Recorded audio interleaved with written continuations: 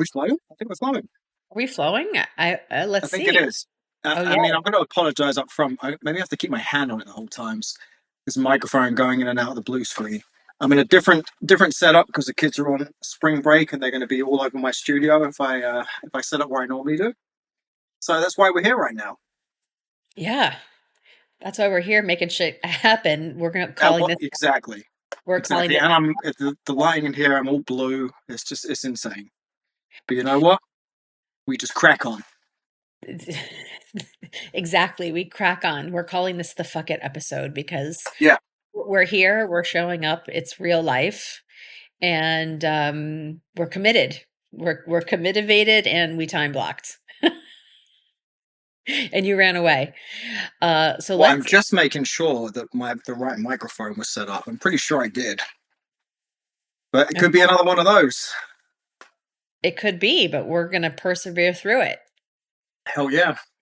because that showing up is when it's not easy. Like that's commitment. Showing up when it's not easy and Exactly. showing up when it's not Exactly. perfect, although it's never perfect. But it's the most authentic and it's the most real. Yep. And I think some of our best episodes and some of our highest responses, as far as comments, listens, likes, are when we're the most authentic and people get to kind of peek behind the third Yeah. wall, right? All right, so it's going to be short and sweet. Let's kick off with a quick catch up. So I was on spring break last week. You're on spring break this week. It's, kids in the mix Well, and I'm not on spring break. The children are on spring break. correct. So that means you are on spring break and work at the same time. Exactly. Yeah. And then I'm traveling through the end of the week. So the week's been truncated. Everything's got to get done in 2 days versus five. But it is Yes. what it is. It's Well, what it does is. everything have to get done or are you prioritizing? Well, that's it. Prioritize. Some things just won't get done, won't get action done, but that's okay. Yes. Tell me about what things you're protecting, like even with the truncated week and all of that, Um, what's not negotiable? Working out, non-negotiable. Um, but even with that, you have to have flexibilities. I'm going to be in a different place, hotel, equipment's not going to be great, but you just make do with it. Still got to make time to do it. So what's the win? When The when win you is get getting stuff like this done. The podcast was a priority to me, right? It's Mhm. one of the things I had to get done in the 2.5 days I'm home. Mhm. So it's getting done. And it's not perfect, bad lighting, different setup. I'm just going to do it. I think people wait for the perfect moment all the time, and there's no perfect moment, It right? never comes. These are the moments that test like, do you really want to do this? Like, is this Yeah, something you're really committed to? So I'm always grateful for these moments. Um, you and I both super aware. Normally, one of us is showing up super high level if the other one's having a bit of an off. But I think we're both in, even though our lives do tend to run pretty parallel, we're both in pretty stressful moments. yeah, Um, and it's all relative. Like it's all relative. There's definitely that adage of if you threw all of your problems in a pile, one big pile, would you scramble to get your own problems back or risk taking right, someone else's problems? So having the perspective that as stressful and as much that might be happening right now, I'm still super grateful that I can manage it. I can handle it. right, Um, there's aside from my mom, there's no real health issues that anyone's dealing with, and that's a real health issue. But everything's manageable. right. Everything's going to get taken care of. So just that remembrance. We were in Mexico with the kids, and you drove out to Chicken Pizza, also known as Chichen Itza, and tour guide stopped at a stop sign. There were two super young, I'm gonna guess brother and sister, maybe 5 and 7, maybe right around there. And they had cut apples and peeled oranges. Um, for sure peeled oranges, and I think the others were apples. And they're just standing there on the side of the road waiting for someone to stop and buy that from them. And kind of pointing it out to the kids, like, you guys are kind of complaining that we're in an air conditioned van, going to Right. see one of the 7 wonders of the world with a bag, a huge basket of every snack you can imagine they had for us, a cooler of water and everything else. Just that reminder of when you think you have it bad or when you think you have challenges, like there's so much things could be so different and really just based on where you were born. Um so different. And talking to my brother who just got back from Thailand, I was telling him about that experience, and he was telling me when you get out in the outskirts, it's not so much, but when you're in more of the touristy areas, they'll actually break kids' arms. Like they'll break their arms so that tourists have like sympathy and pity for them. And I was like, well, why would you not just put like a fake cast on? And he's like, sounds expensive to me. So it's just that perspective anytime you get Yeah. outside yourself. That helps in the moments when we're sitting here in our beautiful homes that have running water and air conditioning and heat and internet and all of that, that no matter how stressful it is, we really we have so much to be grateful for, and we just have to keep working and putting our head down and Yeah. prioritizing the things that are really important and being okay with it not being perfect and not just going woe is me and pulling the covers over our head. Exactly. Yes. Exactly. Boom. All right. Tell us a little bit about what, because we don't get to hear a lot of insight into like what you're doing. Where are you going at the end of the week? Are you going to a conference? What's happening in Paolo's It's world? a trade show for Asian American hotel owners, and I think it's the association for them. So this one's not even, the main products that my team sells. This isn't really geared to that because obviously hotels don't usually have centralized heating. They have individual heating and cooling units in the rooms, but we sell electronic tempering valves that uh, keep the domestic hot water going up to the showers and stuff, keep that at a consistent temperature. So that's really what we're there for. It's just really for a learning exposure for me, and it's in the territory that I'm trying to lead an expansion into. So it Mhm. made sense for me to be there. That's awesome. What are Yeah, you hoping to, aside from exposure, like, are you going into this with some goals or connections or it'd be some nice kind to walk away with a couple of new connections. I mean, really for me, I created an opportunity for myself for next week where I'm visiting a a complex that has 14 boilers, and the opportunity there actually seems to be for this product that we're going to be talking about this week. So, I'm going with one of the senior guys on the team, and the president of the company is coming for a bit. So it'd be good for me to learn from them and hear the talking points and the selling points and the pain points of the customer. So yeah. when I have that opportunity next week, I I have some arsenal and some ammo with me to sell. I love that, and it makes me want to tell the story of the footprints in the snow, which we've talked about before on the podcast. But anytime you have an opportunity to go and actually learn from someone else and be immersed in the environment, it's just a great reminder, whether you're an entrepreneur, business owner, working on a sales team, you can get all the training in the world, but there is nothing that is equivalent to actually being out in the field, hearing the live conversations, and the footprints in the snow story is that when you're forging a path, right, in deep snow, it takes time. You're fighting the depth of the snow, you're fighting having to crush through every single footstep. You're looking up not only at like where you're going, you're looking down at what you're stepping in. Are what's safe around you?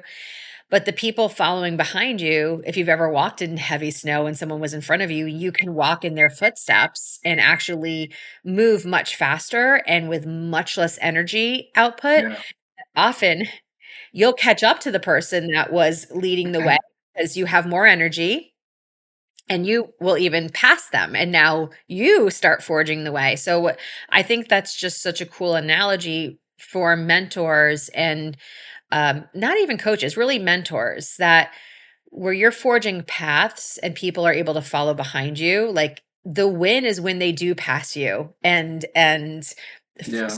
continuing that, and then you can take advantage of that. And then for the person that's following in someone's footsteps, it's not like you're just going to be in their shadow forever. You're taking advantage of them doing a lot of the heavy lifting that you don't have to do. And that's why I love coaching and mentorship so much. Like you're paying to not, you're paying to go further faster. Yes.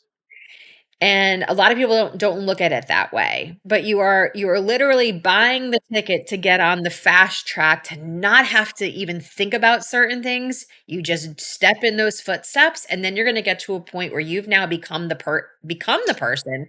Didn't have to forge the way, so maybe your resilience is not as high as the person that forged the way, but now you've got this opportunity and this energy to take everything that you've learned and listened and seen and forge your own way, and then now you become the mentor, and like that's such an amazing investment. And if we were taught to do that from a younger age and really acknowledge what that opportunity is, coaching wouldn't seem like a luxury, right?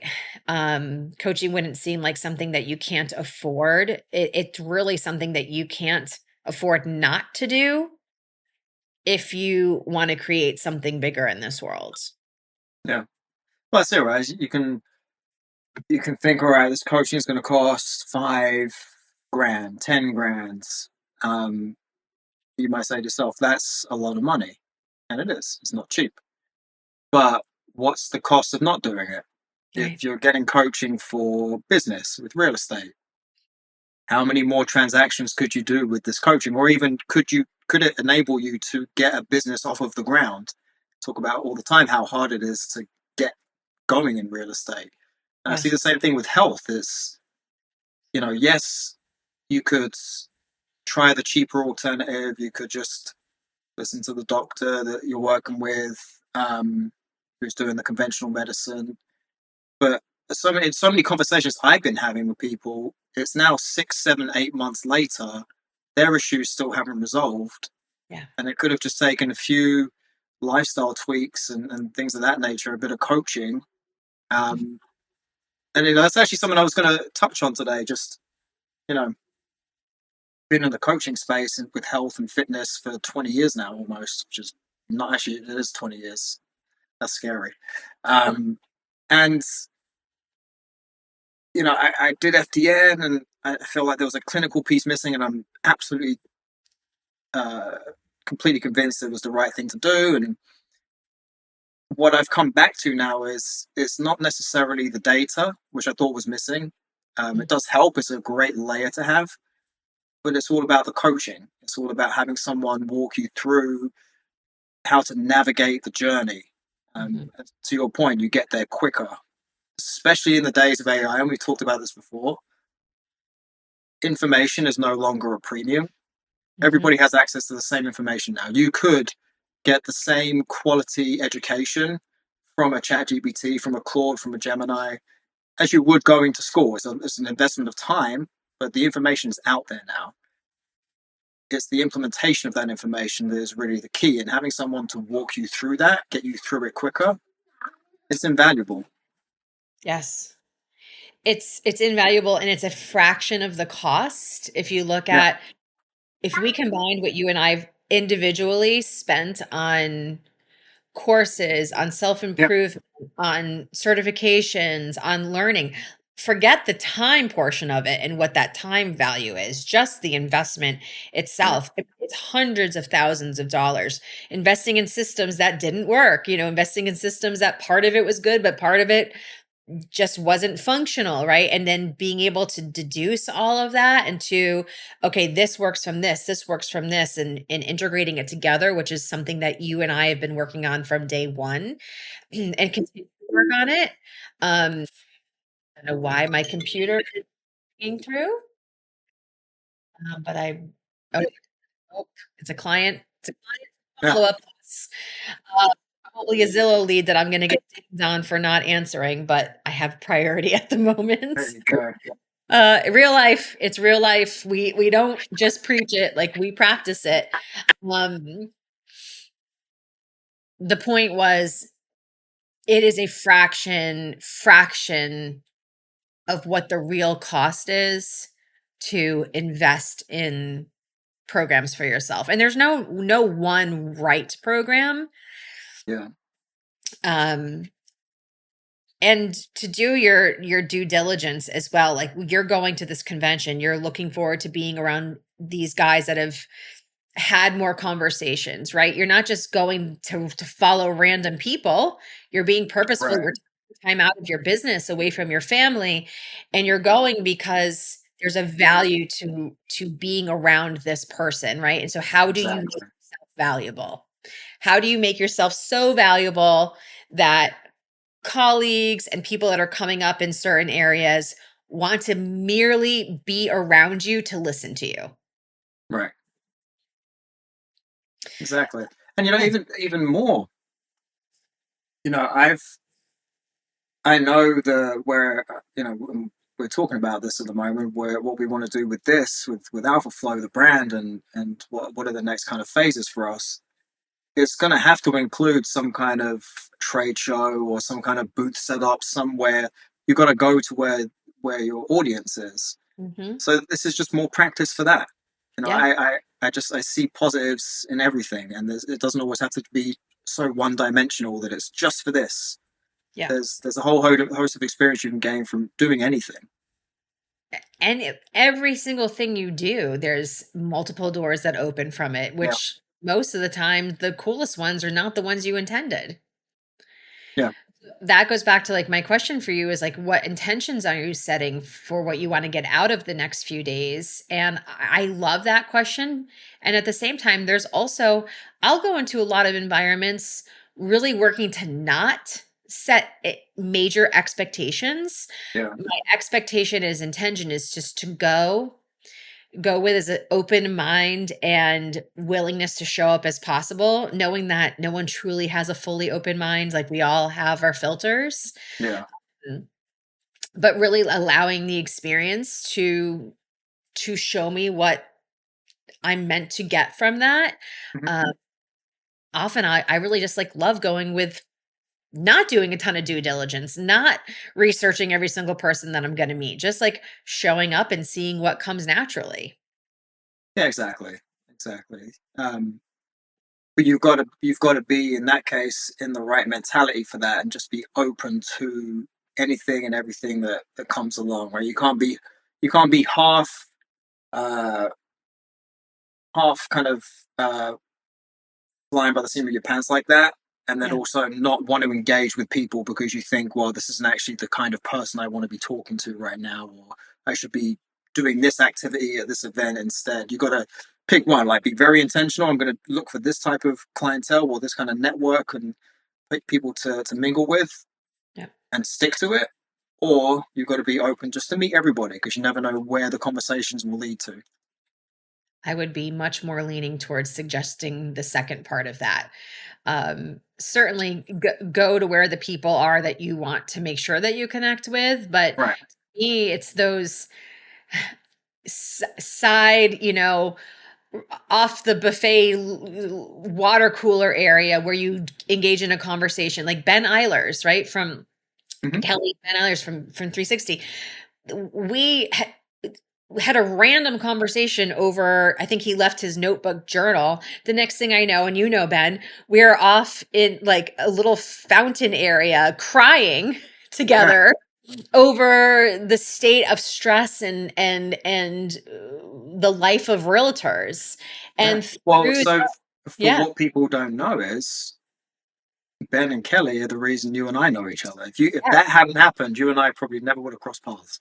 absolutely. And that was in, the random vendors area where I try to normally avoid a lot of the vendors just because I don't want to have a real big in-depth Right. conversation unless I'm really seriously interested in something, because you get, especially I think in the sales industry and then in the entrepreneur industry. And as a realtor, we're an independent contractor. Yes, we work for teams. Yes, we work for brokerages, but you are a business owner and we're really easy to sell to.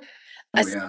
If you're going to like fix a pain that we have, because most high producing realtors and a lot of low producing are in such a constant state of stress that's been normalized, that we're like, oh, if I can pay to fix this problem, like I'll do it. So we get very used to being sold. And quite frankly, after 26 years, I'm just like, oh my God, I don't want to go to the vendor hall because I just don't want to be sold. I'm And exhausted. everything sounds great. You're like, oh yeah, I could use that. I could use Right. that. Because the truth is we could use it. Yeah. Well, and I think where the gap is, and that's what you and I are going to be focusing on, right? Is that there are so many tools and so many systems, but we're not fixing the stress part, like you said. Yeah. We've normalized stress, and it's not just exclusive to real estate agents. As anyone in business or in life, you normalize the stress. And I'm experiencing this myself, right? I'm not wearing it right now because it's charging, but I got a Whoop, which I've kind of Okay. done on and off. Yeah. It's been a couple years now, and feel fine. Health's great, but some of the metrics don't really line up with how healthy I am.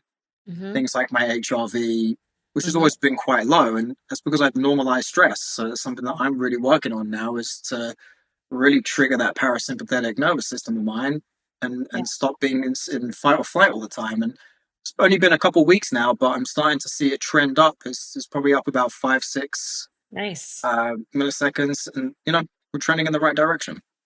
It's just that little tool, that little reminder, like, okay, we're feeling like fine because we're just fine, because that's Yeah, that's the only option. And then it's simple because I see the same things you do, and it's like, okay, this is down. This could mean that your nervous system is in fatigue, right? And right. now 3 years ago, I was like, well, what the heck does that mean? Should I need to go take a nap? But then I educated myself and we educated ourselves about the vagus nerve and your nervous system.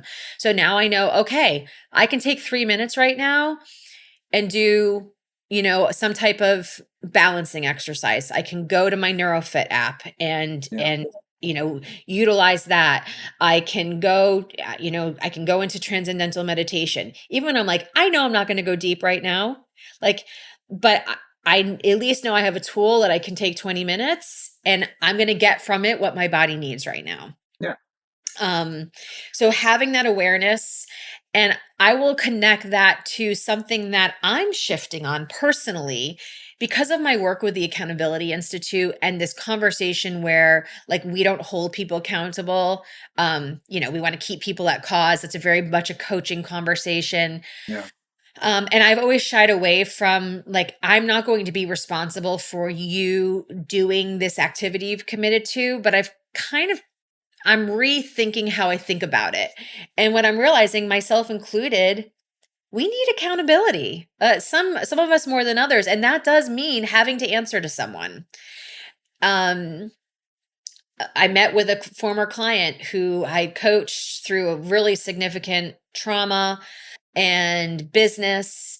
And the last 4 months, she hasn't been working with me. She came back. And honestly, she's like, I know what I'm supposed to be doing. I know that I do well when I do this, but when you're not in my life, I don't do it. And yeah, that's okay. So if my role is to be there to hold her accountable, sure, I can say I'm helping her be accountable, but it really is more of a me on top of her kind of thing. yeah. I'm okay for that. Now, if she's not doing it, then there's only so much, like, I can't do it for her. Right. But I've kind of softened to this high level of accountability that people might need from me as a coach, or from you as a coach, or from a program. And I don't think it has to be done in a negative. Like, I'm not into the, oh, you have to write a check to something that you would never support if you don't do this. Right? I do believe that that can motivate a lot of people. It's negative motivation's never been my thing. Yeah, Um, but you can still have a high level of accountability, and maybe that's just touching in, and, like, you don't have to explain to me why you didn't do it, but maybe you do need that text from me every single night saying, hey, how did you do on your things today? yeah. And I think there's another layer to that too. I was having a conversation. Won't say who. They're a listener of the show. We were talking about how they had an accountability coach, and it didn't really work because they weren't completely honest with coach. Mhm. And yes, as much as it's our responsibility, I also put some of that on the coach for not not getting deep enough into the motivations behind why the change is wanted, Yeah. because that to me signals that this person hasn't identified that why yet, hasn't gone those 4 or 5 layers deep to want to hold themselves accountable. You know what I mean? So I think that there is that too. You've got to be really really careful with the coach that you go with. Hmm. And I used to have it all the time with personal training clients. It'd be like confession all the time. If like, oh, I didn't do the homework you gave me, or I was eating this, or and even with my functional health clients, it's the same thing. Like no one's lying or anything, because they know that I'm on their side, and it's all part of the process. Well, and it's really easy to try to fool people in the beginning. So whether you're personal coach, like personal training, right? For the first couple of weeks, you can get away with not being honest, right? But after a while, as a coach, as a personal trainer, you know what body changes you should be expecting. You've done enough that different bodies are going to respond differently. That you can tell if someone's bullshitting you. Same for Yeah, me. We're coaching holistically, but I'm also looking at your numbers. I'm also looking at what your business is doing. I am also looking at what your time blocks are doing. So if you're showing me that you're prospecting 5 days a week, but there's no appointment set, or you're not closing any business in 60 or 90 days, something's not connecting. right, And if you're doing the activity, we're coaching you to that because we know it works without fail. And if there's a disconnect, maybe it's the wrong script, but you're saying that you're having these great conversations. You can only hide it for so long. And then people will yeah, typically leave that relationship because they can no longer be untruthful. Um, yeah. And I think some of that is, holding someone accountable isn't just did you do the thing, it's maybe you're not doing the thing right, or maybe yeah. we need to change the thing because we're not getting the outcome we want. And that again boils down to having a good coach. And Yes. there's so many dimensions to it. I think it sounds like it's a bit self-serving because we're both coaches, but I think a lot of people know they need it, and hopefully this conversation will help them. And again, it doesn't have to be working with us, but hopefully it will trigger a few thoughts of, yeah, I've been holding back on doing this. I should really invest the time and the money into it. Um, but I forget where my point was going. I think I was just saying it. There's so many different layers to coaching. You've got to really do your due diligence and figure out what exactly you want, and can this person actually help me? Yeah. And also that coach's style. Like not every Yeah. coach is for every client. Right. Um, my clients value me and allow me to be pretty direct, right? Like I have a reputation of being tough, but along with that, I have a reputation of being extremely caring and loving. Um, you can't have candor without care.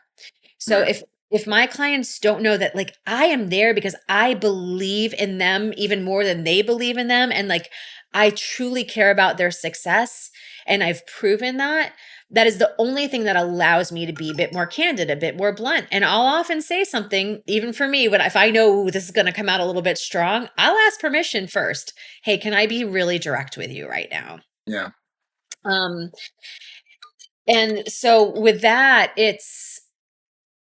I remember doing the Couch to 5K app, and they ask you what tone do you want your 5K trainer to be in? And there's like the sergeant tone, there's the more caring, nurturing, like positive, yeah, you can do it. Um, as direct as I normally am, I tend to not go with the drill sergeant. Like I need to know someone cares about me, they believe I can kick ass, and they're willing to call me out, but they got to do it in a way that's coming from Yeah. love, right? Like you'd say to me, like, well, this is the Paolo tax, right? I know you're not doing it just to be difficult on me. Like, I know that's the way that you push me in a caring way because you know I can do it. Hmm. Um, so if you're working with a coach and they don't ask you how you like to be communicated with, even if they know your disc, even if they know your personality profile, if they're not having conversations with you about their coaching style, And does that actually work for you? Or is that something that you're willing to try because the other styles haven't worked for you? I would say don't enter that relationship. Don't Yeah. enter that relationship. And even better, if you're searching out coaches, really think about what environments do you thrive on? Where do you feel most supportive? What type of traits, people that you like to be around when you're your most productive, you're most happy, um, and really become aware of that environment and try to find a coach to fit and support that. Oh yeah. And I was never and I'm not in my health practice. I'm not the cheerleading type. I think it's important to point out positives, but particularly with fitness, it's kind of I'm not. I never celebrated and cheered someone when Mm. they completed the task that I set them. And we'd always have these kind of funny conversations about it. I was like, well, no, you know, I expected you to do that, and because I know you can. And to Yeah, me, that's a bigger compliment. If someone has high expectations of you, that means they believe in you. And yeah, I just find some of that cheerleading a bit forced, and it doesn't come natural to me. So I just don't bother doing it. yeah, But some people, they don't care if it's superficial and in some cases fake. They want that pat on the back and those clapping of hands to say, yeah, good job, buddy. And that those kind of people aren't really the right fit for me. right. And that's okay. Yeah, That's okay, but and also have an open mind though. Like if I didn't know you and you just told me that, I might be like, "Oh, that's probably not the best fit for me." But because I knew you and I could see that was your way of supporting, I felt supportive. Whereas if just at face value, I would have thought, "Oh, I need someone that's maybe more forthcoming with like rah rah," right? I right. was a cheerleader growing up. I'm still a cheerleader. I like rah rah. That feels good. You tell me I'm a good girl. You tell me I did well. I'm like, I want to show up 10 times harder. But I've learned to realize like someone else's style is actually, if I can pick out how they're being supportive and it does work for me, I'm like, Yeah, oh, cool. Now I have a new way of feel supportive, and I don't actually need extra baloney because I also don't like wasting time, and I also don't like feeling like I'm being taken advantage of or lied to. right. So if it's not authentic, I'm gonna sniff it out and it's gonna turn me off immediately. But if it's authentic, even though it wasn't something that maybe I thought I needed off the bat, the style, but it's working, there's like, ooh, okay, cool. Now Yeah. I know this works for me. Well, there's that word again, authenticity, right? So Mhm. when I tell someone great job, they know I mean it because I don't just throw it around all the time. Right. You know, because that's authentic to me. Some people are authentic, and I know a few people are just extremely positive all the time. I can't match that energy. Yeah. That's just not me. Yeah. And I can match that until I don't believe it. Like if I'm Right. not believing in like then it's like I can't fake that enthusiasm because it's a lot. It's a lot of Yeah. energy. Well, no, I kind of experienced that when I was working with you as a coach. As it started to become clear to both of us that while I had the capabilities of doing it, it wasn't the right thing for me going back into real estate and being an agent. And your style of coaching kind of reflected that in some ways, right? At the beginning, it was very kind of, come on, let's, I forget what we were doing, all of the different tasks and objectives we set. But then Yep. towards the end, you did get more direct with it. Maybe that's because we got to know each other better along that time. But um, to your point, you've got to believe it, and it wasn't news to me when we had the conversation. Like, "No, this isn't the right thing for me," and Right. you were almost relieved by it, right? It's like because you knew it too. I think any good coach can help you get anywhere that you want to go. Yeah. They don't have to know the industry or they could be experts in the industry.